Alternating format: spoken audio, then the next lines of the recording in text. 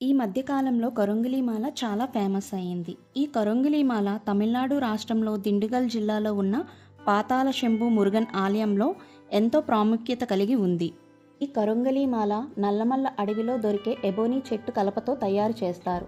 ఇది నల్ల రంగులో ఉంటుంది. ప్రాచీన కాలం నుంచి ధ్యానం, జపం కోసం పవిత్రమాలగా ఉంటూ వస్తుంది ఈ కరుంగిలి మాల. ఈ కరుంగిలి మాలను గర్భగుడిలో ఉన్న స్వామివారి దగ్గర 41 రోజులు పూజ చేసి బయట అమ్ముతారు.